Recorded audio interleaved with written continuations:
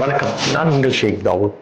ஒரு நாள் ஒரு விமான பயணத்திற்காக ஒரு பெண்மணி காத்துக் கொண்டிருக்கிறார்கள் விமான நிலையத்திற்குள்ளாக. ஒரு சிறுவன் அருகே வந்து அமர்ந்து கொள்கிறான். அந்த நேரத்தில் அந்த பெண்மணி அந்த சிறுவனை பார்த்துவிட்டு தன்னுடைய வேலைகளை செய்து கொண்டிருக்கிறார். திடீரென்று அந்த சிறுவன் ஒரு பிஸ்கட் பாக்கெட்டை பிரிப்பது தெரிகிறது. பெண்மணி பார்க்கின்ற பொழுது, இது நம்மிடம் இருந்த நம் பையில் இருந்ததல்லவா இது, இதை எப்படி இந்த பையன் கையில் சென்றது என்று வினவுகின்ற பொழுதே அந்த பையன் அந்த பிஸ்கட்டை பிரித்து அதில் ஒரு பிஸ்கட்டை இவர்களுக்கு சிரித்துக் கொண்டே கொடுக்கிறான். வாங்கி கொண்டு இது என்ன ஒரு குழந்தைத்தனம் என்று தானும் ஒரு பிஸ்கட்டை தின்று கொண்டிருக்கிறான்.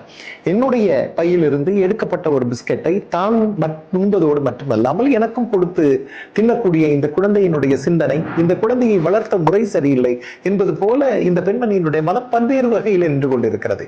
தொடர்ந்து அந்த சிறுவன் ஒரு பிஸ்கட்டை இந்த பெண்மணிக்கும் தான் ஒரு பிஸ்கட்டை சென்று கொடுப்பது, இதை அமைதியாக பார்த்து கொண்டே இருக்கிறாள். ஆனால் உள்ளுக்குள் கடுமையான எரிச்சல் ஏற்படுகிறது.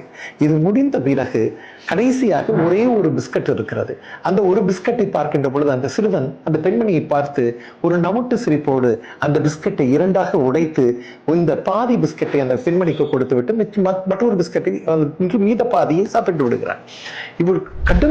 இவருக்கு மிக கடுமையான கோபம் வருகிறது. இது போன்ற ஒரு குழந்தையை நான் சந்தித்ததே இல்லை என்பது போல ஒரு எண்ணம் வருகிறது. விமானம் புறப்படுவதற்கான அழைப்பு வருகின்ற பொழுது வேகமாக தன்னுடைய விமானத்தை நோக்கி சென்று விடுகிறார். இந்த பையனை திரும்பி கூட பார்க்கவில்லை. விமானத்தில் ஏறிய பிறகு விமானம் புறப்படுகின்ற பொழுது தன்னுடைய பாஸ்போர்ட்டை வைப்பதற்காக தன் கைப்பையை திறக்கின்ற பொழுதுதான் தன் கைப்பைக்குள் தான் வைத்திருந்த பிஸ்கட் பாக்கெட் பிரிக்கப்படாமல் அது போலவே இருந்தது என்பதை பார்த்து அதிர்ந்து போய்விடுகிறார். ஆக இதுவரை நான் கையில் வாங்கி கொண்ட பிஸ்கெட் அந்த பையனுடையது என்பதை புரிந்து கொள்ளாமல் நான் அவனை பற்றி வருத்தப்பட்டு விட்டிருக்கிறேன் என்று சொல்வது போல அந்த எண்ணமும் வலியும் அந்த பெண்மணியினுடைய உள்ளங்களில் ஆழமாக பதிந்து விட்டது. அது மட்டுமல்ல, don't judge a book by its cover என்று சொல்வார்கள். ஒரு புத்தகத்தினுடைய அட்டைப்படத்தை வைத்து அதை எடை போட்டு விடாதீர்கள் என்று சொல்வது போல யாரையும் மனிதர்களை பார்த்து அவர்களை எடை போடக்கூடாது என்பது அந்த நேரத்தில் அந்த பெண்மணிக்கு தெளிவாக புரிந்து விடுகிறது.